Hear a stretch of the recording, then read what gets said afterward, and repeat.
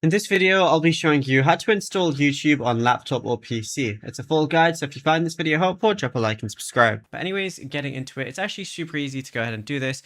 However, to do this, you are going to need to use Google Chrome. So if you haven't downloaded it already, if you're using Microsoft Edge or anything like that, you can just download Google Chrome from there. And then all we want to do is open up YouTube. So I'm going to go to the top right where it has Google Apps and then just open up YouTube. Obviously open it up however you want. And it's going to look something like this. You can be signed in, but you don't have to be if you don't want to. Then from here on the top right, go ahead and click on these three little dots. You're going to see a lot of options, but go over to cast, save and share. Once you go ahead and click on that, you're going to see install YouTube as one of the options. So all you got to do is click on it and it's going to say install app, youtube.com. Then just go ahead and press the install button right there. And now, as you can see, it's its own application and it's going to look like this.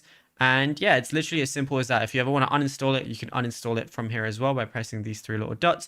And if you ever want to open it as a website again, just press open in Chrome and it's going to open like that again.